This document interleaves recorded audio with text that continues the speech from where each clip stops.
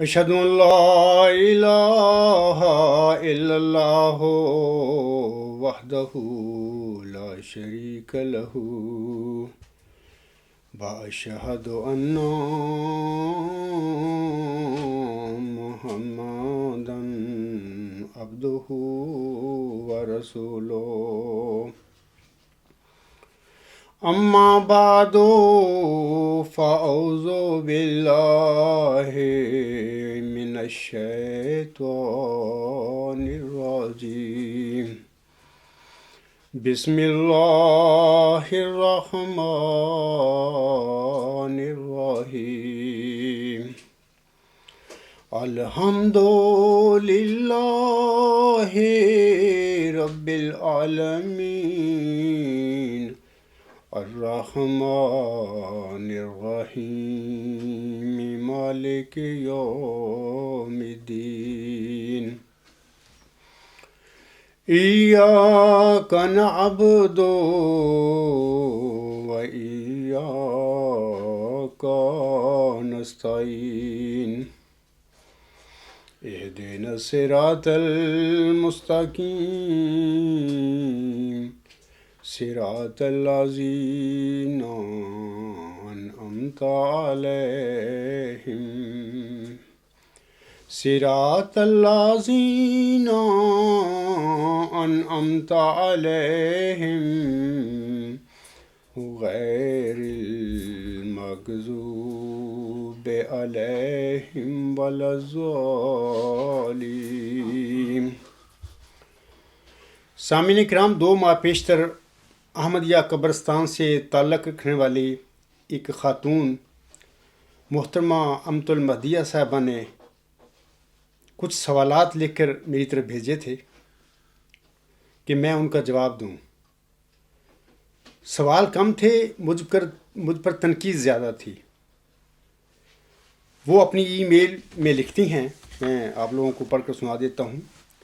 What is the purpose of your Jamaat? So far, I know you guys are just spreading hate against Jamaat-e-Ahmadiyya, which is, mashallah, more than 100 years old now. You have no respect for Mubarak generation of Hazrat Masih Maud alayhi salam, not even for his beloved son, Hazrat Khalifatul Masih Sani. If you believe and love Hazrat Masih Maud alayhi salam, then why you are so disrespectful to his Mubarak son? It is an honor to see the Mubarak generation of the promised Masiha becoming our Khalifas, who have the blood of our beloved Imam Mahdi. I want to know what you want to teach. Could you explain when Hazrat Masih Maud alayhi salam passed away, what the Jamaat should have done, because you were not born by then? Who should have held the leadership of the Jamaat? And then you have problem with Chanda also. I do not have any problem with that. Then why do you bother? How the Jamaat will run? How will the Jamaat work without money, as the Jamaat is growing leaps and bounds? It is needs are also growing. We do not worry. Why do you? You do your own business, let we do ours. I am proud. I pay Chanda, and I have seen miracles. My purse is never empty. Allah Ta'ala rewards me double. Then what will be the meaning of sacrifice? Please just preach what you have to tell about your religion. We have no problem with our Jamaat. You should not worry. Why do you copy our Jalsa Salana? The difference is we talk about Islam, but unfortunately your Jalsa is not Islam. It is just to talk against our Jamaat. آخر پہ لکھتی ہیں I hope you will answer all my questions. جزاک اللہ مدیحہ. تو یہ میں نے پوری ای میل ان کی امت المدیہ صاحبہ کی پڑھ کر آپ لوگوں کو سنا دی ہے. 2 مہینے پہلے کافی میری مصروفیات تھیں، تو میں نے ان کو ایک چھوٹا سا خط لکھا تھا، 2 صفحاتی خط لکھا تھا، اور اس میں نے انہیں حضرت حق محمد علیہ السلام کی غور و فکر کرنے کی نصیحت کی روشنی میں اپنے دعویٰ اور اپنے جو دلائل ہیں جو میرے دعویٰ کے، اس پر غور و فکر کرنے کی درخواست کی تھی انہیں. مثال کے طور پر میں نے انہیں لکھا تھا کہ حضور صاحب فرماتے ہیں، یہ ملفوظات جلد 4 صفحہ 1 تا 2، حضور صاحب فرماتے ہیں اصل بات یہ ہے کہ جب تک انسان کسی بات کو خالی الذہن ہو کر نہیں سوچتا اور تمام پہلوؤں پر توجہ نہیں کرتا اور غور سے نہیں سنتا، اس وقت تک پرانے خیالات نہیں چھوڑ سکتا. اس لیے جب آدمی کسی نئی بات کو سنے تو اسے یہ نہیں چاہیے کہ سنتے ہی اس کی مخالفت کے لیے تیار ہو جاوے، بلکہ اس کا فرض ہے کہ اس کے سارے پہلوؤں پر پورا فکر کرے اور انصاف اور دیانت اور سب سے بڑھ کر خدا تعالیٰ کے خوف کو مد نظر رکھ کر تنہائی میں اس پر سوچے. میں نے غور و فکر کرنے کی یہ جو حضرت حق محمد علیہ السلام کی نصیحت ہے، میں نے انہیں لکھ کر بھیجی تھی. اب میرے خط کے بعد پہلی بات تو یہ ہے کہ انہوں نے اتنا بھی نہیں مناسب سمجھا کہ میں جو جوابی خط انہیں لکھا تھا 2 صفحہ کا، اس کی رسید ہی مجھے بھیج دیتی. اس سے ان کی سنجیدگی کا پتہ لگتا ہے کہ صرف تنقید کرنا، اعتراض اٹھانا ان کا کام تھا، انہوں نے کام کیا ہے، ورنہ حق اور صداقت کو پانے کے لیے ان میں کوئی سنجیدگی نہیں تھی. بہرحال مجھے نہیں پتہ انہوں نے حضور اسلام کی اس جو غور و فکر کرنے کی نصیحت ہے اس پر کتنا عمل کیا، اور اس کی روشنی میں انہوں نے میری ویب سائٹ پر الغلام.com پر میرے جو دعویٰ کے دلائل ہیں، یا جو میں جماعت احمدیہ معمود میں جو غلطیاں ہیں ان کی جو نشاندہی کرتا ہوں دلائل کے ساتھ، حضور صاحب کی اس نصیحت، غور و فکر کرنے کی نصیحت کی روشنی میں انہوں نے کتنا میری ویب سائٹ پر میری دعوی کا، میرے دلائل کا مطالعہ کیا ہے. بہرحال میں چاہتا ہوں کہ اب امت المدیہ صاحبہ جو ہیں، ان کی جو ای میل ہے، جو ان کے سوال ہیں، زیادہ تر تو تنقید ہے، جیسے کہ انہوں نے اپنے ای میل کے آخر میں یہ کہا ہے کہ آپ میرے I hope you will answer all my questions. میں ان شاء اللہ تعالیٰ اب ان کے سوالوں کے جواب دینا چاہتا ہوں. تو آج میں شروع میں چند لائنیں جو ہیں اس کی ای میل کی وہ میں پڑھتا ہوں آپ لوگوں کے آگے، تو انشاءاللہ پھر اس کا میں آگے جواب دوں گا ان کا. وہ لکھتی ہیں، what is the purpose of your Jamaat? So far I know you guys are just spreading hate against جماعت احمدیہ which is ماشاء اللہ more than 100 years old now. وہ لکھتی ہیں کہ آپ کی جماعت کا مقصد یا غرض و غائد کیا ہے؟ جہاں تک میں جانتی ہوں تم لوگ جماعت احمدیہ کے خلاف نفرت پھیلا رہے ہو جو ماشاء اللہ 100 سال سے زیادہ پرانی ہے. یہ مطلب کہ بات ہے. آج میں چاہوں گا کہ میں ہماری جماعت جو ہے جماعت احمدیہ اصلاح پسند، اس کے کا مقصد یا اس کی غرض و غائد کیا ہے، اس سلسلے میں تھوڑی سی روشنی ڈالوں گا. تو میں محترمہ امت المدیہ صاحبہ سے جواباً کہنا چاہتا ہوں سامعین کرام کہ دنیا میں جتنے بھی مامور من اللہ اور مرسلین مبعوث ہوئے تھے، اصلاح اور تجدید کا کام اتنا وسیع کام ہوا کرتا ہے کہ اکیلا انسان اس کو سر انجام نہیں دے سکتا. لہٰذا ان تمام مامورین نے اپنی بعثت کے بعد دنیا میں جماعتیں قائم فرمائی تھیں. گزشتہ مامورین کی جماعتوں کے جو مقاصد تھے، خاکسار کی جماعت احمدیہ اصلاح پسند کے بھی وہی مقاصد ہیں. 1 صدی قبل حضرت مرزا صاحب علیہ السلام نے جو جماعت احمدیہ قائم فرمائی تھی، آپ کی جماعت کے کچھ مقاصد تھے. مثال کے طور پر آپ کی جماعت کے مقاصد جو بہت سارے تھے، ان میں سے چند یہ ہیں کہ دین اسلام میں پیدا شدہ اغلاط اور خرابیوں کی اصلاح کر کے اس کی تجدید کرنا اور اسے مصفح بنا دینا، یعنی دین اسلام کو. جیسا کہ آپ علیہ السلام اسی حوالہ سے اپنی کتاب شہادت القرآن میں فرماتے ہیں. یہ روحانی خزائن جلد 6 صفحہ 341 اور 342 پر حضور صلی اللہ علیہ وسلم کے الفاظ ہیں. آپ علیہ السلام فرماتے ہیں، ہم کب کہتے ہیں کہ مجدد اور محدث دنیا میں آ کر دین میں کچھ کم کرتے ہیں یا زیادہ کرتے ہیں، بلکہ ہمارا قول تو یہ ہے کہ زمانہ گزرنے کے بعد جب پاک تعلیم پر خیالات فاسدہ کا ایک غبار پڑ جاتا ہے اور حق خالص کا چہرہ چھپ جاتا ہے. کتنی سنہری اور سچی باتیں حضور صلی اللہ علیہ وسلم فرما رہے ہیں. آپ فرماتے ہیں کہ ایک زمانہ گزرنے کے بعد جب پاک تعلیم پر خیالات فاسدہ کا ایک غبار پڑ جاتا ہے اور حق خالص کا چہرہ چھپ جاتا ہے، تب اس خوبصورت چہرہ کو دکھلانے کے لیے مجدد اور محدث اور روحانی خلیفے آتے ہیں. تو یہ ہمیشہ سے سلسلہ جاری و ساری ہے. تو اب حضرت مرزا صاحب وسلم کے بعد اس کی جماعت احمدیہ میں یہ سلسلہ کیسے بند ہو سکتا ہے؟ تو ظاہر ہے کہ جو مسلم موعود آئے گا، جو ذکی غلام آئے گا، اس نے جماعت پہ پھر قائم کرنی ہے. کیونکہ ظاہر ہے کہ جو حضرت مرزا صاحب وسلم کی جماعت پر قبضہ کر کے بیٹھے ہوئے ہیں اور اپنے نظام چلا کر بیٹھے ہوئے ہیں اور کچھ کا کچھ بنا کے بیٹھے ہوئے ہیں، ظاہر ہے اس موعود ذکی غلام مسیح الزماں کی بعثت اور اس مسلم موعود کی بعثت ان کے لیے قطعاً گوارا نہیں ہونی تھی. انہوں نے اس کو اور اس کے اہل و عیال کو اور اس کے ساتھیوں کو سب کو جماعت مرزا صاحب کی جماعت سے جس پر انہوں نے قبضہ کیا اس سے نکال دینا تھا. وہی بات ہوئی. تو ظاہر ہے کہ جب اس کو نکالنا تھا تو یہ مجبوری ہے پھر کہ اس نے ایک جماعت قائم کرنی تھی. تو میں نے یہ جماعت احمدیہ اسلاف سن قائم کی ہوئی. اسی طرح جیسے کہ میرے آقا نے 1 صدی قبل جب ان پر کفر کے فتوے لگائے مسلمانوں مولویوں نے اور عالم اسلام سے اور دین اسلام سے خارج کیا تو انہوں نے بھی جماعت احمدیہ قائم فرمائی تھی. سامعین کرام، 1 صدی قبل امت محمدیہ میں بہت ساری بدعات کے ساتھ ساتھ مثال کے طور پر انقطاع وحی و الہام، ختم نبوت کے علاوہ حیات مسیح عیسیٰ ابن مریم کا غلط اور مشرکانہ عقیدہ پیدا ہو چکا تھا.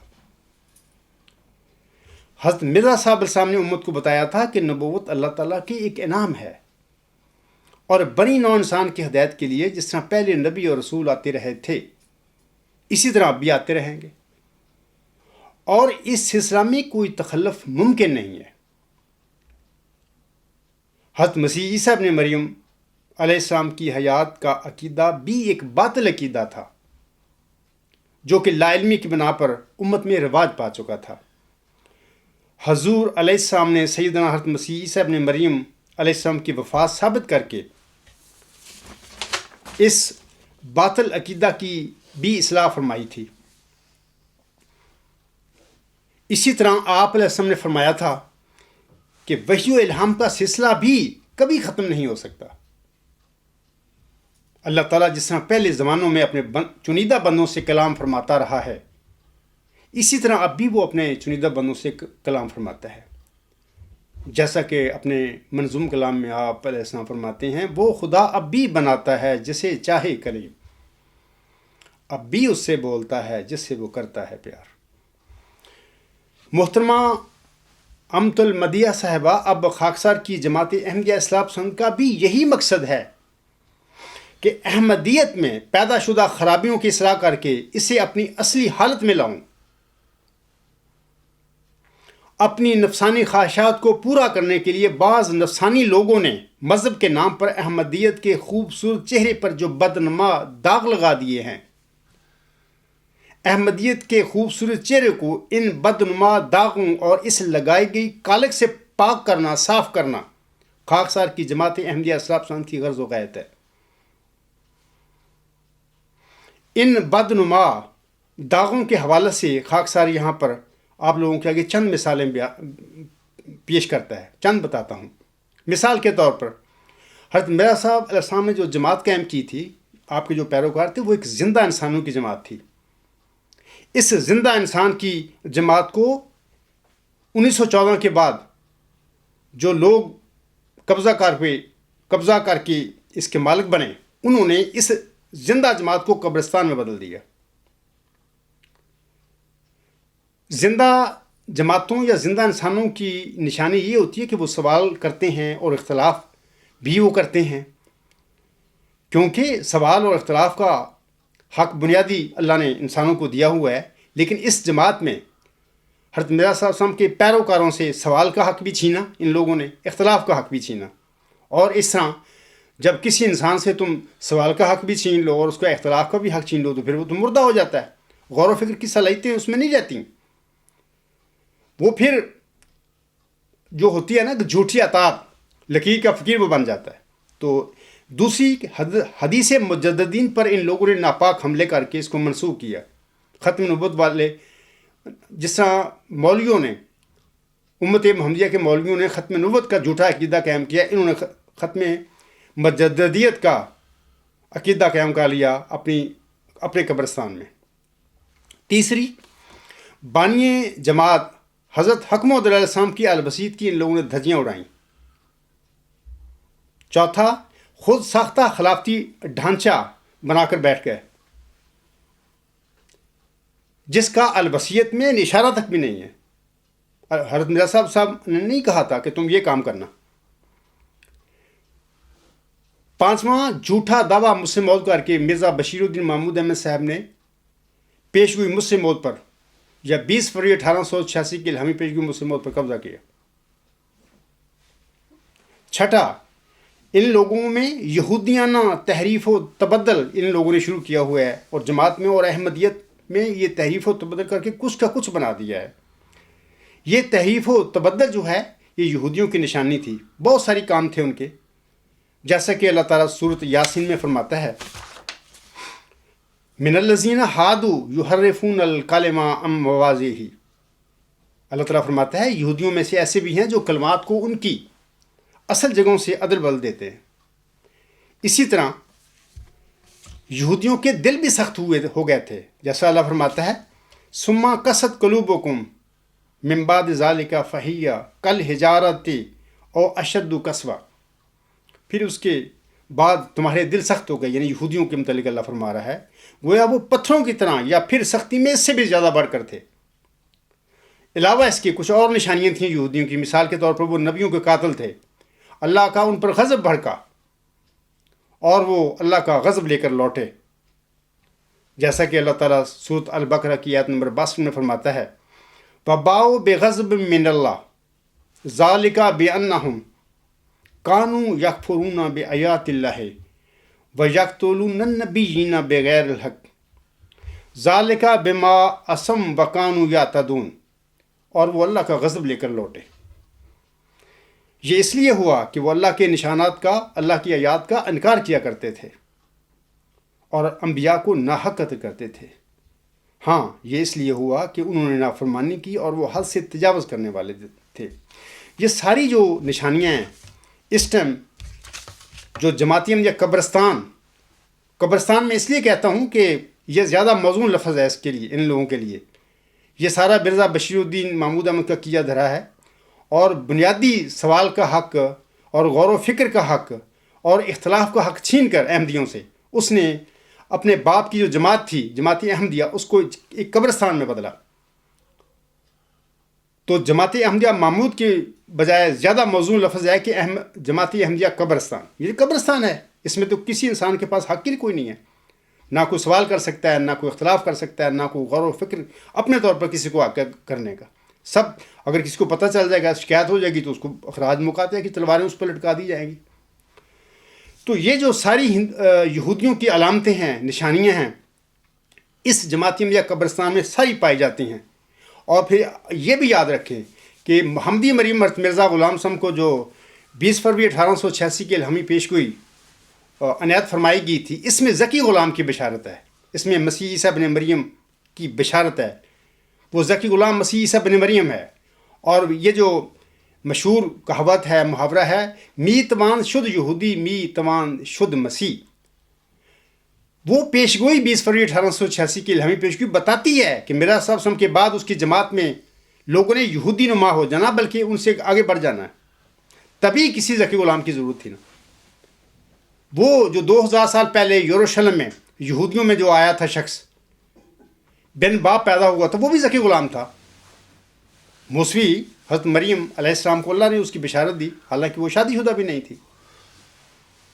تو اگر مرزا صاحب کو امت محمدیہ میں ایک شخص کو 20 فروری 1886 کی الہامی پیشگوئی میں ذکی غلام کی بشارت ملی ہے، تو یہ اس بات کی قطعی ثبوت ہے، دلیل ہے کہ مرزا صاحب کی جماعت نے ان کی وفات کے بعد یہودی نما ہو جانا ہے، بلکہ ان سے بڑھ کر ہو جانا ہے یہودیوں جیسے. تو یہ سارے کرتوت، یہ سارے کام اس وقت جماعت احمدیہ قبرستان میں ہیں اور کہ نظام ہے، سب مردے پڑے ہوئے ہیں.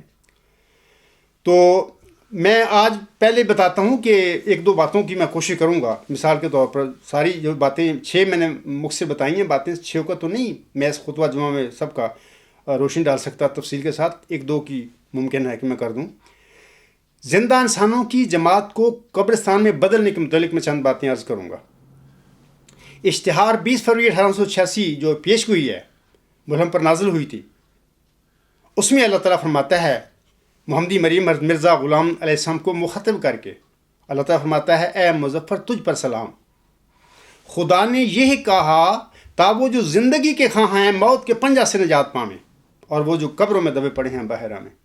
دیکھو یہ کتنی سچی باتیں ثابت ہوئی ہیں اس الہامی پیش گوئی کی۔ کیا اس وقت جماعت احمدیہ قبرستان زندہ تر گور لوگوں کی جماعت نہیں ہے؟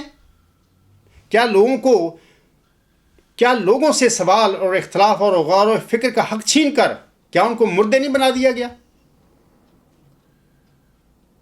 اور وہ پڑے ہوئے ہیں، بس کھاتے ہیں پیتے ہیں، چندہ دیتے ہیں، اجلاس شامل کر لیتے ہیں اپنی ایک کمیونٹی یا یہودیوں کی طرح۔ تو یہی وہ لوگ ہیں، یعنی یہی جماعت احمدیہ قبرستان میں جو پڑے ہوئے بیچارے لوگ ہیں، ہمارے بہن بھائی ہیں، تو یہی وہ مردے ہیں جن کا 20 فروری 1886 کے الہامی پیش گوئی میں ذکر ہے۔ تو میں آپ لوگوں کو یہ بھی بتانا چاہتا ہوں آزادی ضمیر کیا ہوتی ہے اور انسانوں کے لیے یہ کتنی ضروری ہے۔ احمدیہ قبرستان کے والی اس سے بخوبی آگاہ ہیں۔ میں آپ کو مثال دے دیتا ہوں آج آزادی ضمیر کے متعلق۔ احمدیہ قبرستان کے والی چوتھا جو تھا، ویسے تو تیسرا والی ہے لیکن چونکہ خلیفہ رابع کہتے ہیں ان کو، تو اس لیے میں چوتھا کہہ رہا ہوں، اپنے خطبہ جمعہ 5 دسمبر 1986 کو اپنے خطبہ میں دھواں دار آزادی ضمیر کے متعلق تقریر کرتے ہیں۔ مثال کے طور پر وہ کہتے ہیں آن حضرت صلی اللہ علیہ وسلم نے ایک جہاد آزادی ضمیر کے لیے کیا تھا، اور وہ جہاد تمام بنی انسان کی خاطر کیا گیا ہے، صرف اسلام کی خاطر نہیں کیا گیا۔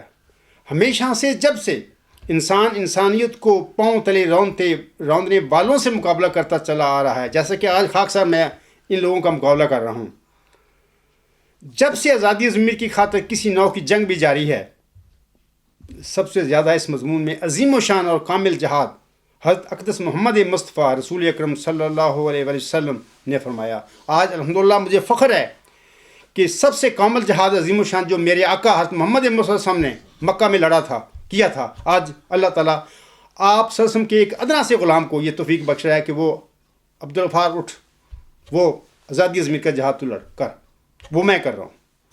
آگے خلیفہ صاحب کہتے ہیں آپ کے مطالبات اس مضمون میں یہ تھے کہ سب سے پہلے آپ نے سوسائٹی کو اس طرح متوجہ کیا کہ ہر شخص اپنی سوچوں اور اپنے ایمان میں آزاد ہے، کوئی حق نہیں ہے کسی کا کہ کسی کی سوچ پر اور اس کے ایمان پر، اس کے نظریات پر کسی قسم کی قدغن لگائے اور جبراً ان کو تبدیل کرنے کی کوشش کرے۔ یہ جو اعلان ہے یہ اسلام کے لیے نہیں ہے، بڑی جہالت ہے اگر اسے یہ سمجھا جائے کہ صرف اسلام کی خاطر ہے۔ یہ تو آزادی ضمیر کا جہاد ہے، شرف انسانی کو قائم کرنے والا جہاد ہے۔ میں احمدیہ قبرستان جو ہے اس کے جو باسی ہیں ان سے پوچھتا ہوں کہ یہ شرف انسانی کو کہاں ہے آپ میں؟ یہ جو آزادی ضمیر کا جو جہاد تھا، یہ شرف انسانی کو قائم رکھنے کا جہاد جو عاصم نے لڑا تھا، کیا آپ کو بھی یہ شرف انسانی ملا ہوا ہے جماعت احمدیہ قبرستان میں، یا کہ تم محروم کر دیے گئے ہو؟ تم مکمل طور پر اس شرف انسانیت سے، آزادی ضمیر کا جو شرف انسانیت سے محروم ہو تم۔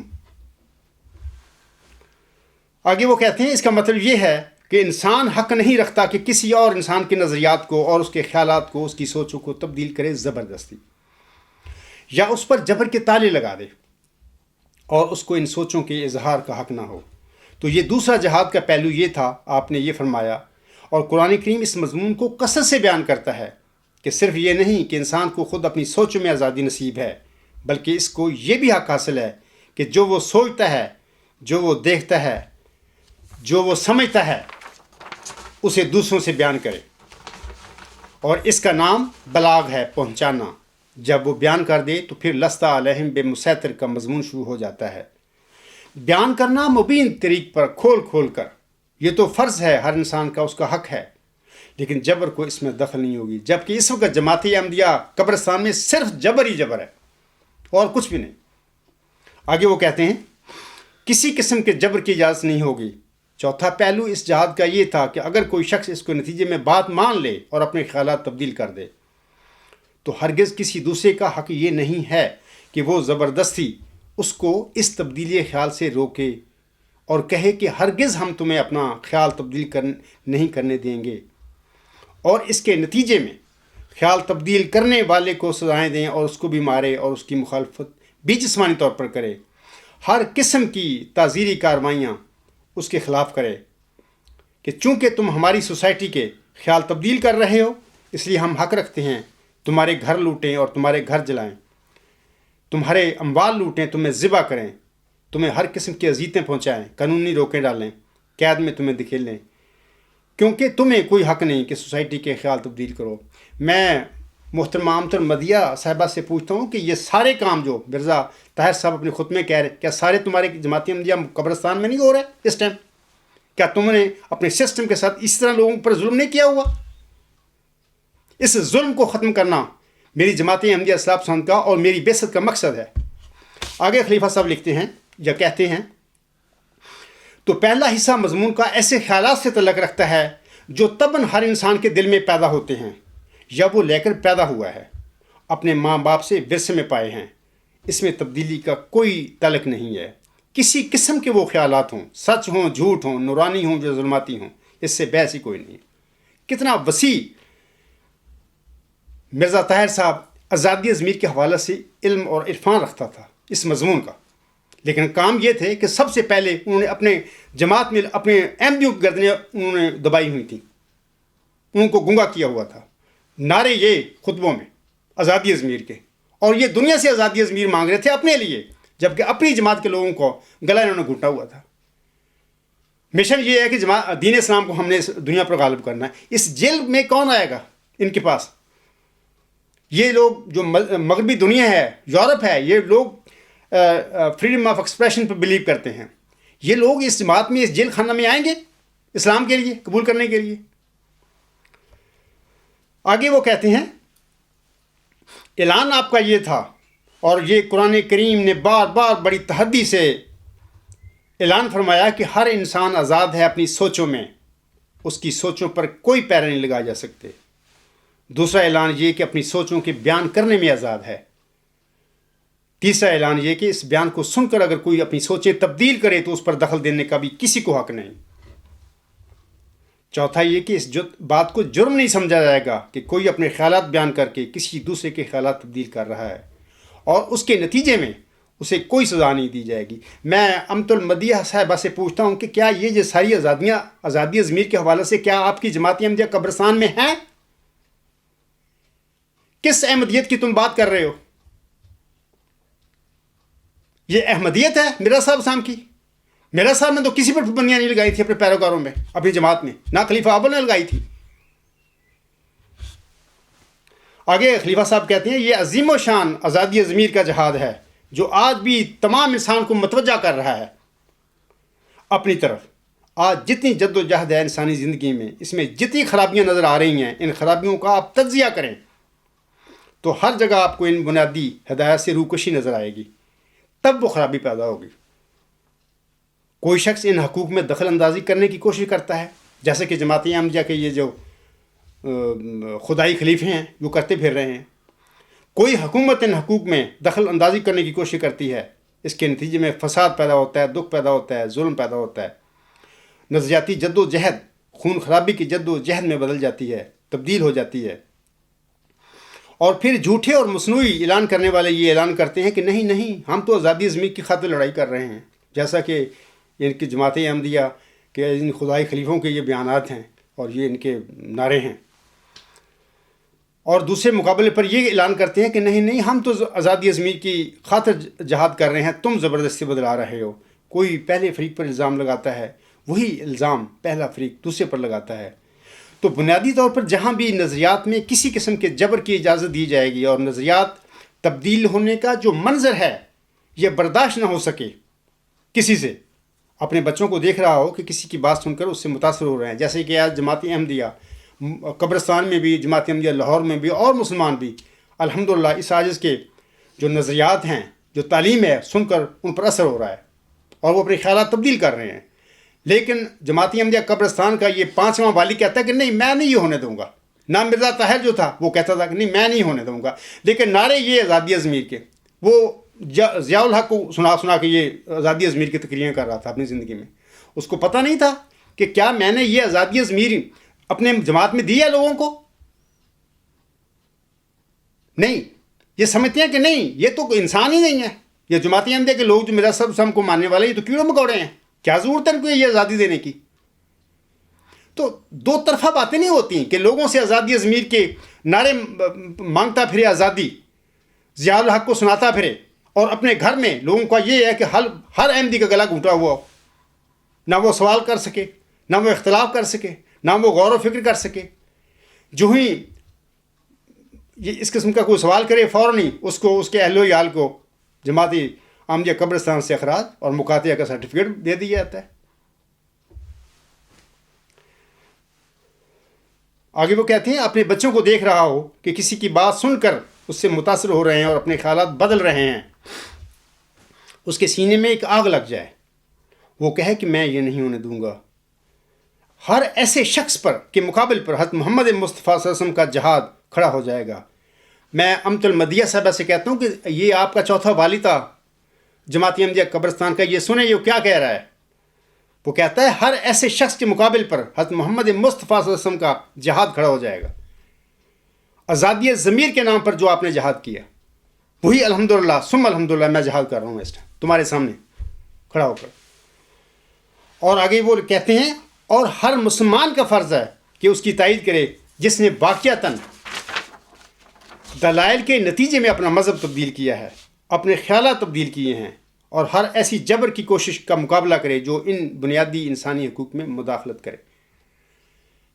میں محتمہ سے کہوں گا کہ میں تو وہی کام کر رہا ہوں جو ہم نے پہلے 1500 سال پہلے کام کیا تھا، اور آپ کا چوتھا والی جو ہے آپ کے قبرستان کا، وہ اعلان کر رہا ہے کہ جی انہوں نے یہی کام کیا تھا. آج یہ عاجز بھی الحمدللہ ثم الحمدللہ، یہ اللہ کا فضل ہے جو اس نے مجھے میرے نصیب میں کر دیا اور مجھے اس کام پہ کھڑا کر دیا بھی یہ جہاد کرو، اور میں کر رہا ہوں.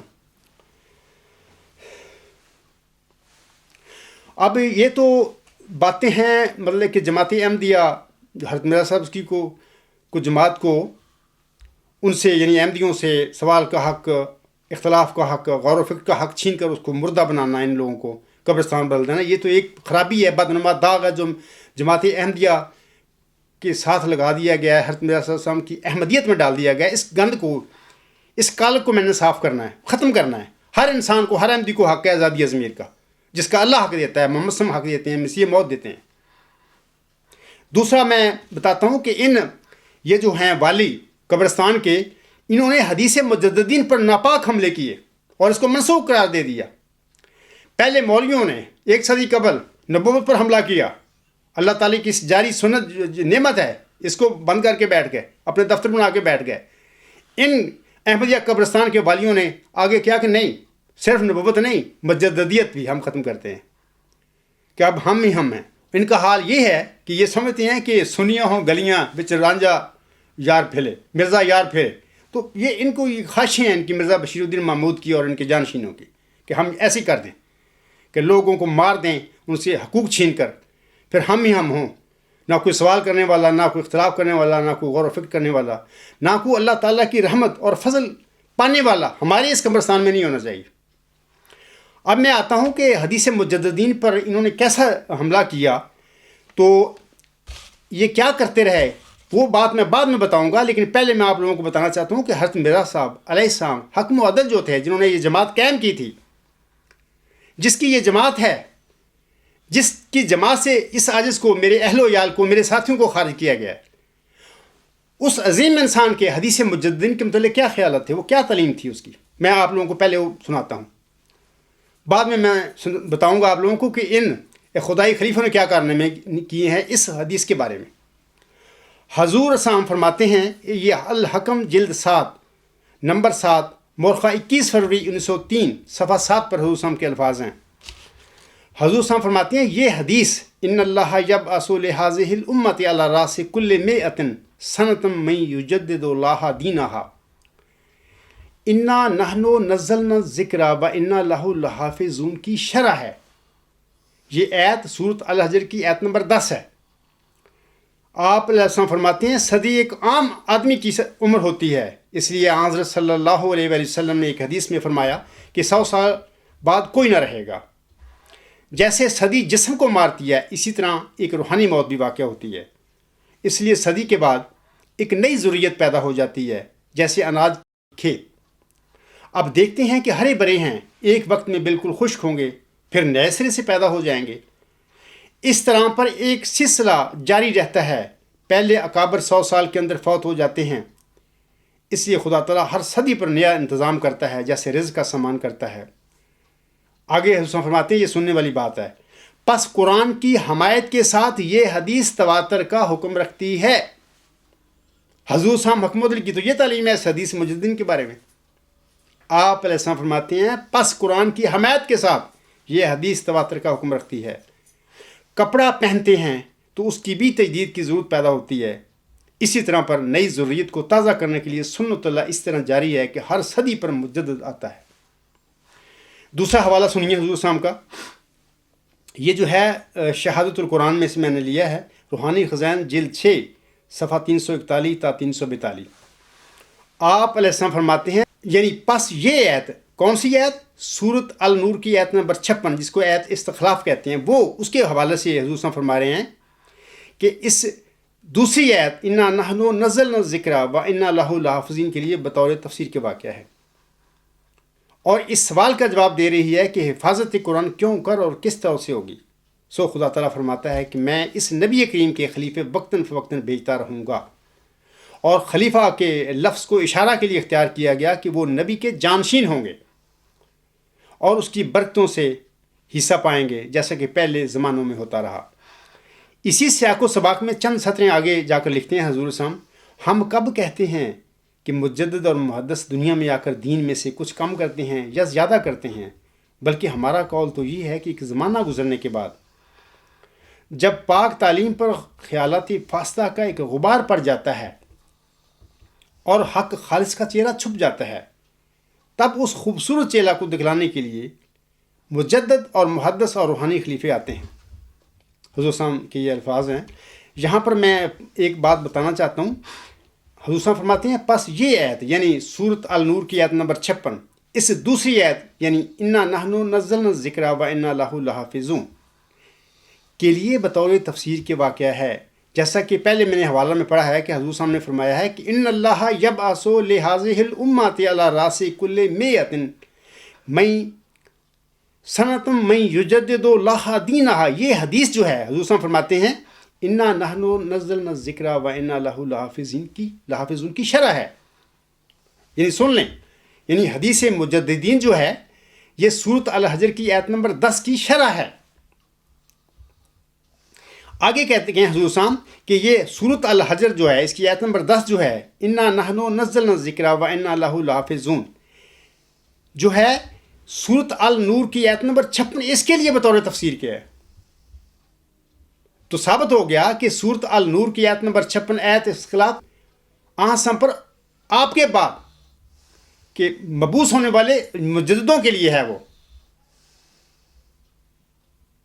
تو جماعت احمدیہ قبرستان میں کیا تماشا کیا ہے خدائی خلیفوں نے؟ مجددوں کا تو جڑ ہی کاٹ دی، اس حدیث کی کاٹ دی. اور جو گدڑ سنگھی بنائی ہوئی انہوں نے، کوئی ایک مرتا ہے خلیفہ، موبالی مرتا، اس کی لاش پڑی ہوتی ہے، وہ اندر مسجد میں بیٹھ کے اپنا جمع تفریق کر رہے ہوتے ہیں. اب وہ فوراً ہی ایک نواں خلیفہ بنا لیتے ہیں. تو اب یہ آیت استخلاف جو ہے انہوں لوگوں نے اصل مجددین کے لیے یہ ہے. سورۃ النور کی آیت نمبر 56 ان لوگوں نے اپنی نام نہاد خلافت جو ہے یہ بلائے دمشق پر ایک لگا کے بیٹھے ہوئے ہیں. تو یہ گند نہیں جماعت احمدیہ میں ڈال دیے، مرزا صاحب کی جماعت میں اور احمدیت میں گند نہیں ڈالے ہوئے ان لوگوں نے.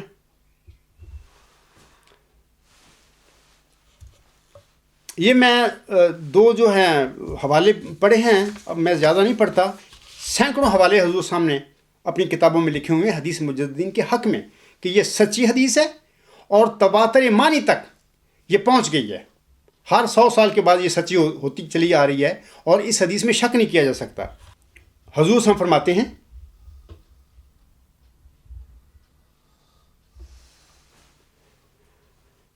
یہ بات مسلمانوں میں ہر شخص جانتا ہے اور غالباً کسی کو بھی اس سے بے خبری نہ ہوگی کہ رسول اللہ صلی اللہ علیہ وسلم نے فرمایا ہے کہ اللہ تعالیٰ ہر صدی کے ساتھ پر ایک مجدد کو بھیجتا ہے جو دین کے اس حصے کو تازہ کرتا ہے جس پر کوئی آفت آئی ہوئی ہوتی ہے۔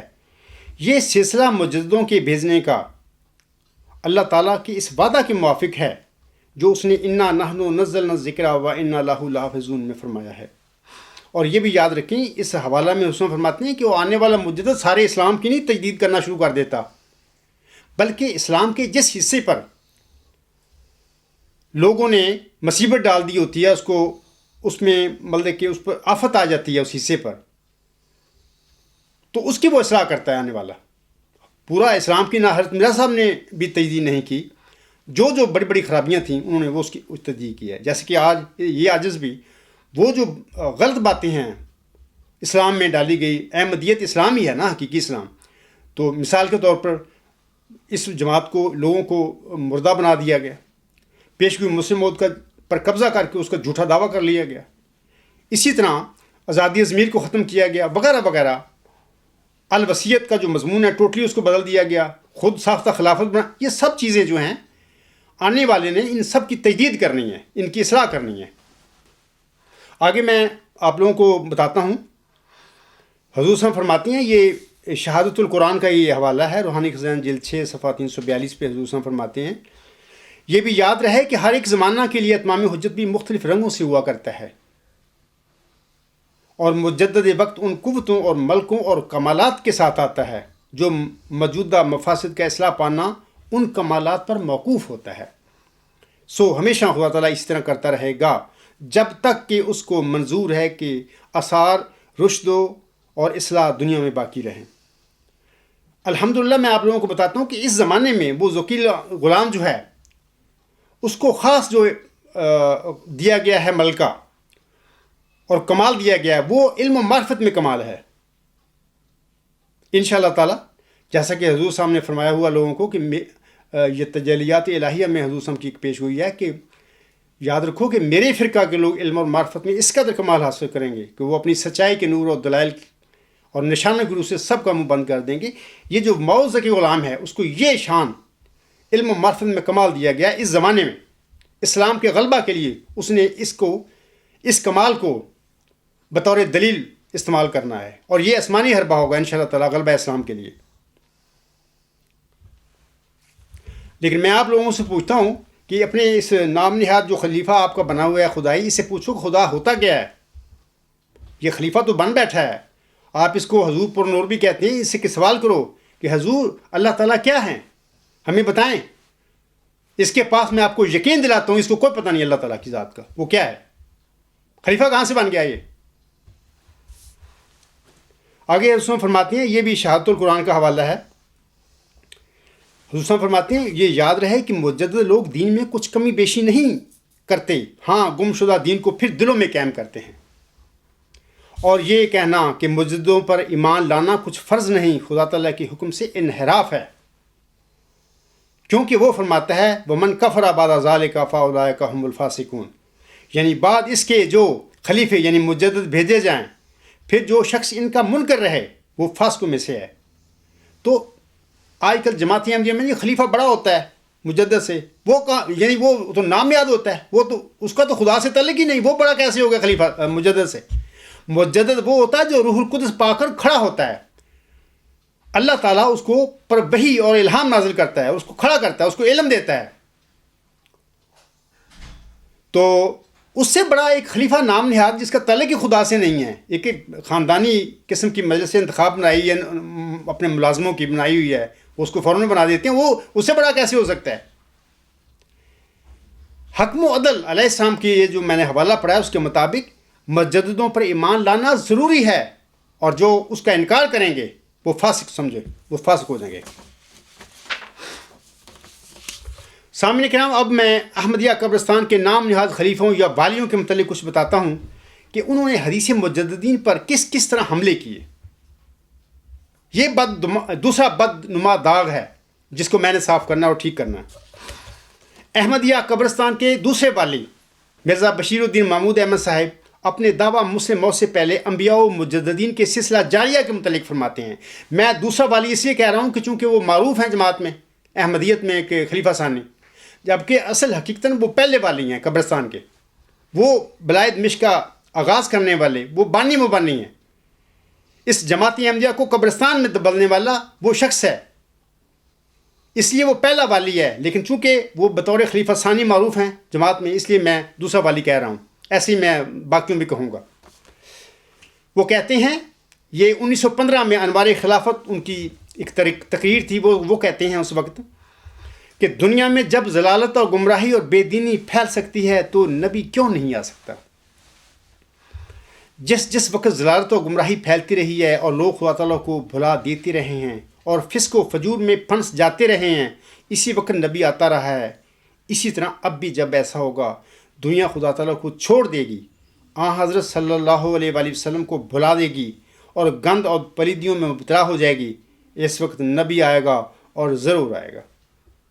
یہ 1915 کے ان کے خیالات تھے، ایمان تھا، تعلیم تھی. آگے سنیے حدیث مجددین کے متعلق وہ کیا کہتے ہیں. یہ تفسیر کبیر جلد دہم، میں بڑی مختصر سے ایک حوالے پیش کر رہا ہوں آپ لوگوں کو کیونکہ خطبہ جمعہ میں اتنا وقت نہیں ہے. تفسیر کبیر جلد دہم صفحہ 391 پر وہ کہتے ہیں، اسی کی طرف رسول کریم صلی اللہ علیہ وآلہ وسلم نے اس حدیث میں فرمایا ہے کہ ان اللہ یبعث لہذہ الامۃ علی راس کل مئۃ سنۃ من یجدد لہا دینہا. ابو داؤد کتاب الملاحم.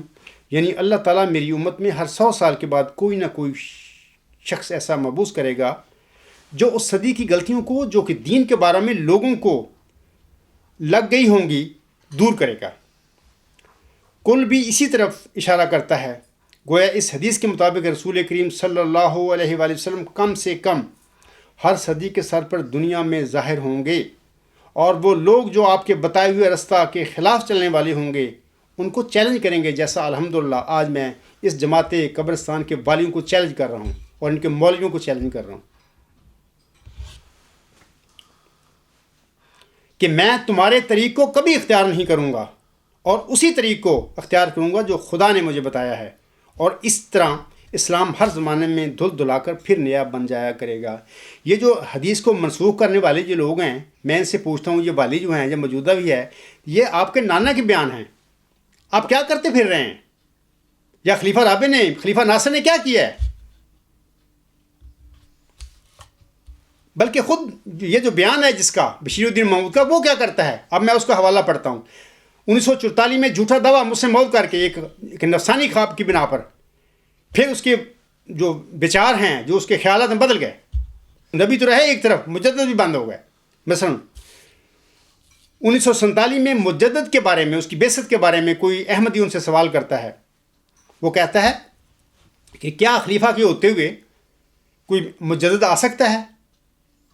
تو وہ جواباً کہتے ہیں، خلیفہ تو خود مجدد سے بڑا ہوتا ہے اور اس کا کام ہی شریعت کو نافذ کرنا اور دین کو قائم کرنا ہوتا ہے. پھر اس کی موجودگی میں مجدد کس طرح آ سکتا ہے؟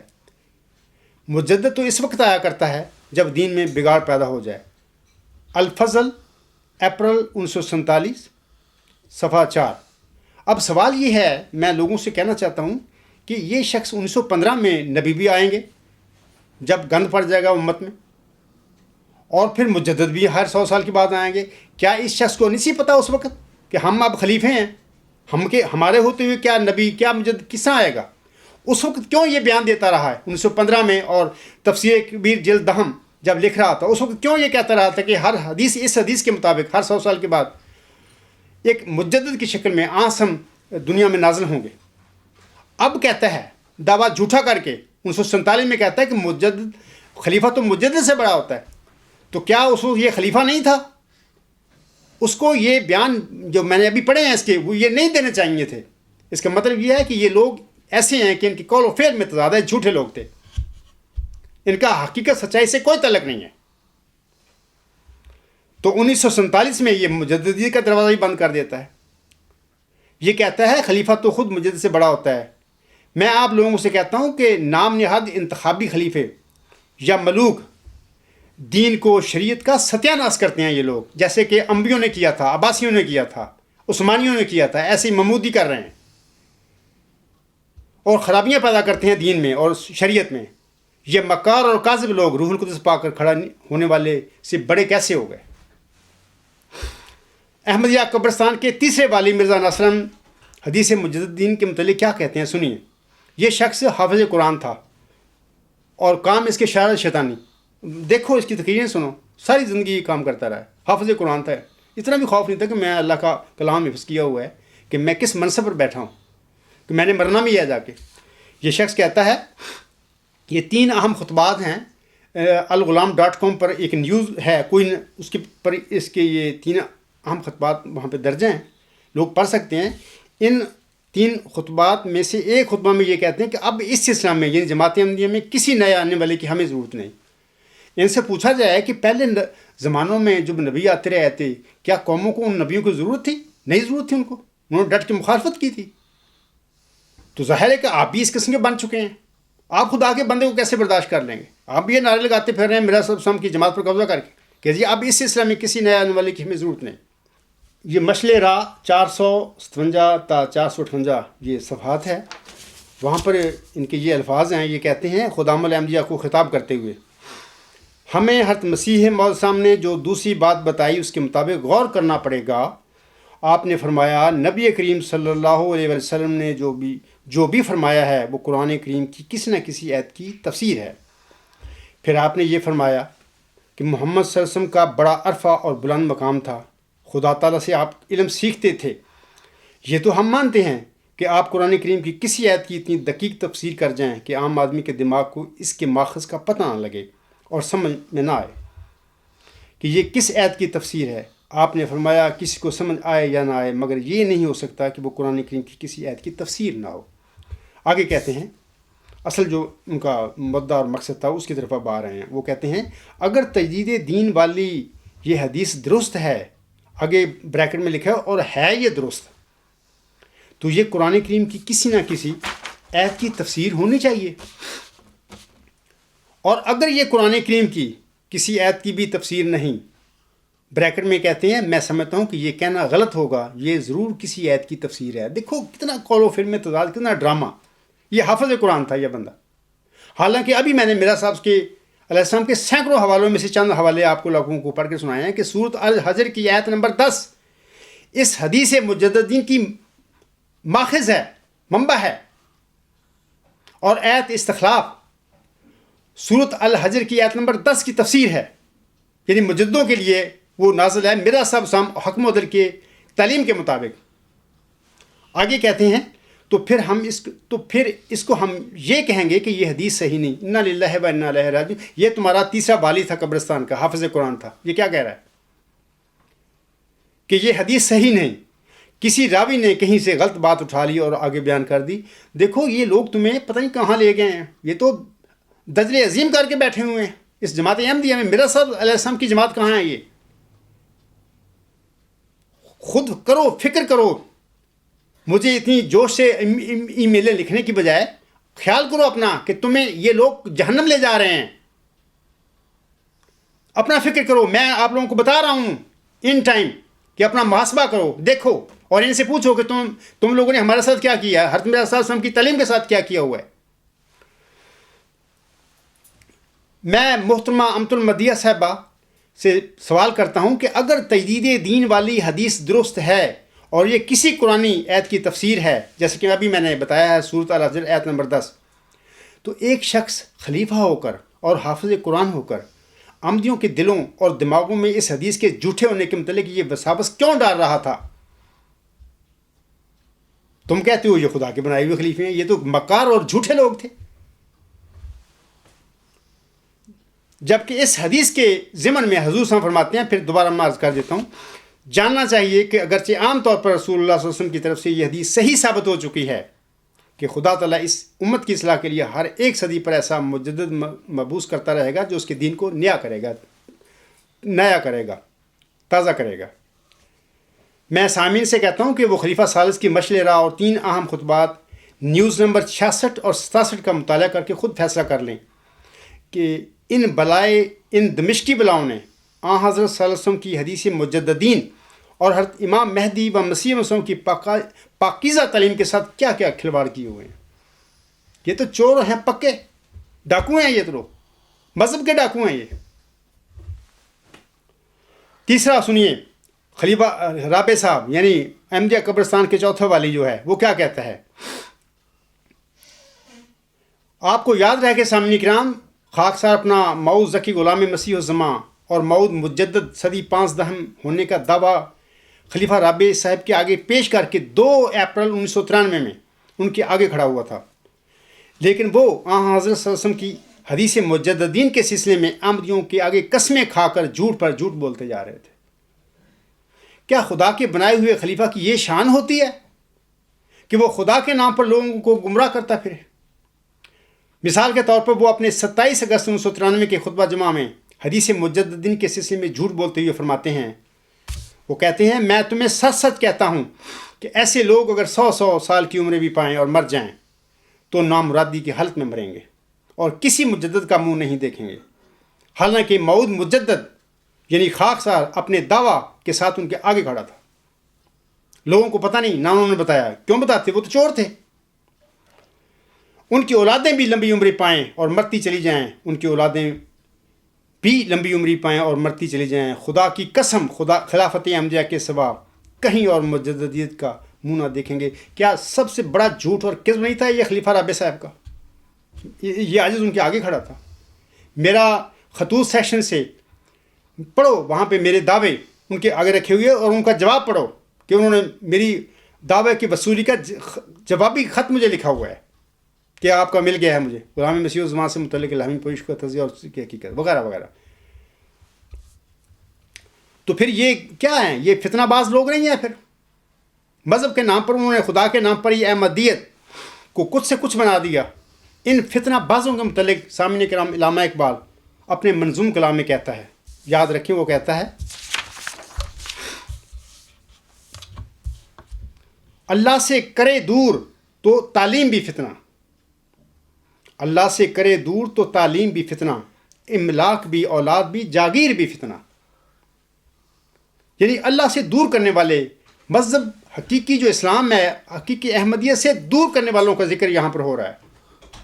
املاک بھی اولاد بھی جاگیر بھی فتنہ، نہ حق کے لیے اٹھے تو شمشیر بھی فتنہ۔ یہ سب نہ حق کے لیے 100 سال ہو گئے تک و دو کرتے پھر رہے ہیں، یہ سارے فتنہ باز لوگ ہیں۔ مسٹر محمد اقبال کے اس شعر کے مطابق، نہ حق کے لیے اٹھے تو شمشیر بھی فتنہ، شمشیر ہی کیا نعرہ تکبیر بھی فتنہ۔ ان کے اللہ اکبر یہ حدیث جو پڑھتے ہیں سورۃ النور کی جو آیت نمبر بڑی ترنم سے 56، سب فراڈ ہے ان کا، یہ فتنہ باز لوگ ہیں۔ اللہ اس کے رسول کے کلام کے ساتھ، حضرت مسیح پاک علیہ السلام کے کلام کے ساتھ ان لوگوں کو گمراہ کیا۔ اور علامہ اقبال ایسے لوگوں کو، ایسے نعرے مارنے والوں کو فتنہ باز قرار دیتا ہے۔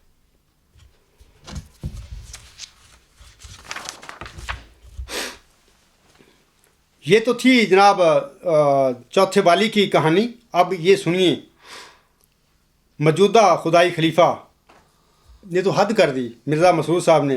وہ 10 جون 2011 کے خطبہ جمعہ میں کیا عجیب بتاتا ہے لوگوں کو، مطلب انسان حیران ہو جاتا ہے۔ وہ اپنے خطبہ جمعہ کے 41ویں منٹ کے آخر پر فرماتا ہے، حدیث مجددین کے حوالے سے نہ ہی قرآن میں اور نہ ہی حدیث میں مجددین کا ذکر ملتا ہے۔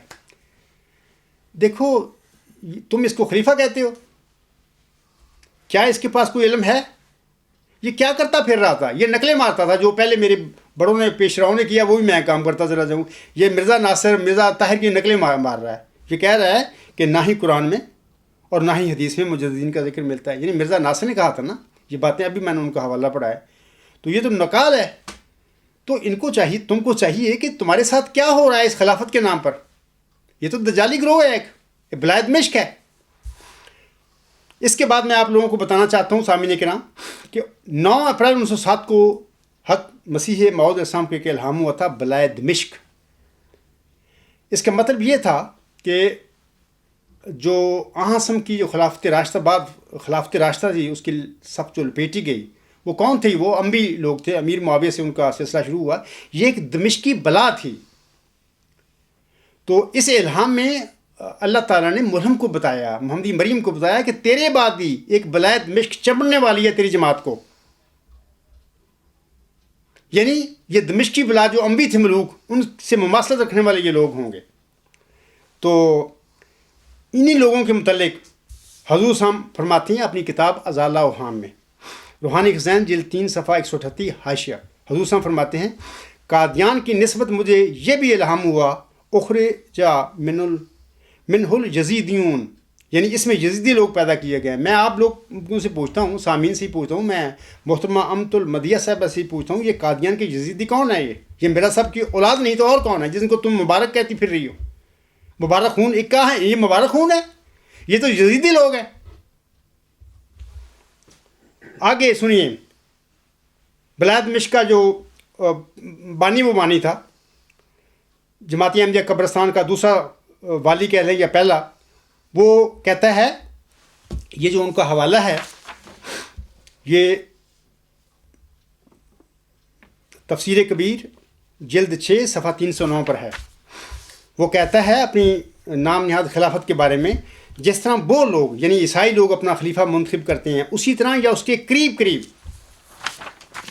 تم بھی اپنے لیے خلافت کے انتخاب کا طریقہ ایجاد کر لو.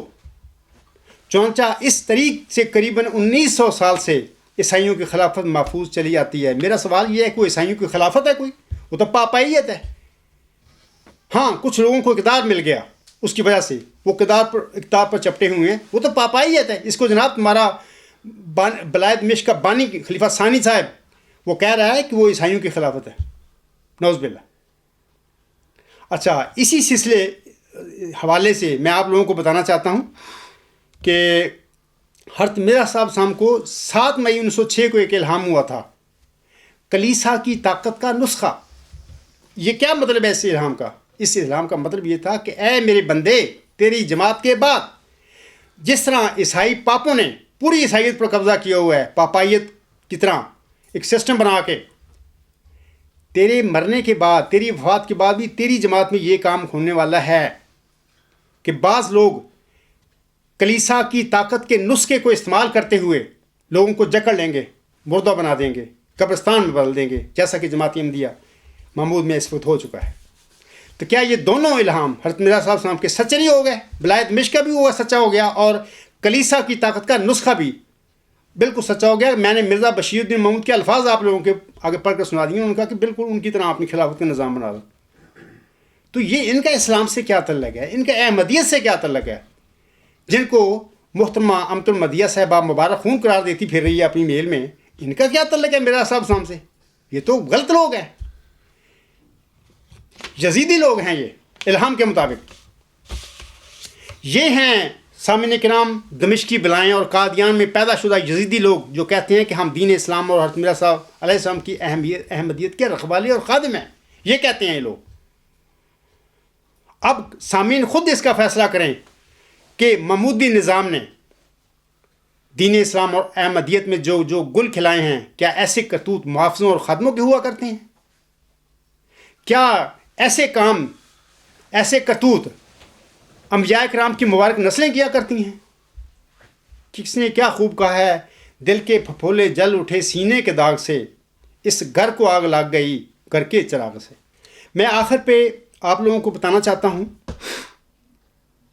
اور وہ یہ کہ پاکستان کی سیاست میں جاگیرداروں اور وڈیروں نے موروثی سیاست کی لعنت داخل کی ہوئی ہے. یعنی باپ، اس کے بعد بیٹا، اس کے بعد پوتا سلسلہ چلا ہوا ہے. یہ 1947 سے چلا ہے. یعنی مسٹر محمد جناح کی وفات کے بعد یہ سلسلہ، یہ موروثی سیاست کی لعنت داخل ہو گئی پاکستان کی سیاست میں.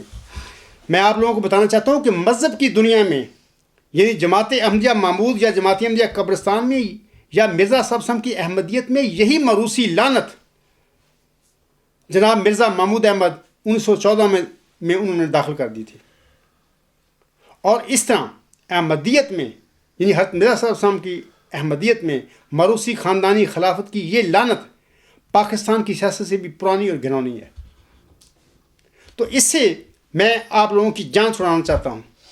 یہ میری جماعت جو ہے، جماعت احمدیہ اصلاح پسند کا مقصد ہے کہ میں آپ لوگوں کو، آپ سب اسیر ہیں، آپ مردہ ہیں، مردوں کی طرح پڑے ہیں، میں آپ کو زندگیاں دینا چاہتا ہوں اور اس جعلی نظام سے اور شیطانی نام سے آپ کی رستگاری چاہتا ہوں. یہ میری جماعتی احمدیہ صاحب سنت کا بہرحال مشن ہے جس کے لیے اللہ نے مجھے کھڑا کیا ہے. آپ لوگوں کو بھی چاہیے کہ سوچیں، غور کریں. اور آخر آپ نے مرنا ہے. یک طرفہ باتیں نہیں ہوتی. میرا صاحب سم کی تعلیم کو پکڑو. میں نے وہ جو ملفوظات جلد 4 صفحہ 1 اور 2 پر جو حضور صاحب کی غور و فکر کرنے کی نصیحت پڑھ کر سنائی ہے شروع میں، اس کو پلے باندھو. اس کے مطابق دیکھو کہ کون کیا کر رہا ہے، میں کیا کر رہا ہوں، تمہارے جعلی خلیفے کیا کر رہے ہیں. اس کے بعد انصاف سے اللہ کے ڈر کے ساتھ فیصلہ کرو کہ سچائی اور حقیقت کیا ہے، کون تمہیں کدھر لے کے جا رہا ہے. الحمدللہ میں اسی امید اور دعا کے ساتھ اپنا خطبہ ختم کرتا ہوں سامعین کرام کہ احمدیہ قبرستان کے باسیوں اور خاص کر امت المدیحہ صاحبہ جیسی خواتین کو سوچنا چاہیے کہ ان کے ساتھ ان کے خدائی خلیفوں نے کیا کیا حد کر دیا ہے. اللہ تعالیٰ آپ سب کو ہدایت بھی بخشے اور آپ سب کا خاتمہ بالخیر بھی کرے. آمین ثم آمین. وما علینا الا البلاغ وآخر دعوانا ان الحمد للہ رب العالمین.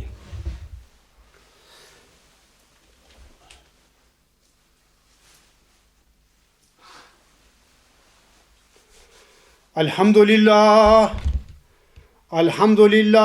نحمدہ ونستعینہ ونستغفرہ ونؤمن بہ ونتوکل علیہ ونعوذ باللہ من شرور انفسنا ومن سیئات اعمالنا. من يهده الله فلا مضل له ومن يضلله فلا هادي له. ونشهد أن لا إله إلا الله ونشهد أن محمدا عبده ورسوله. عباد اللہ رحمکم اللہ ان اللہ یأمر بالعدل والإحسان وإیتاء ذی القربى وینہی عن الفحشاء والمنکر والبغی یعظکم لعلکم تذکرون. اذکروا اللہ یذکرکم وادعوہ یستجب لکم ولذکر اللہ اکبر.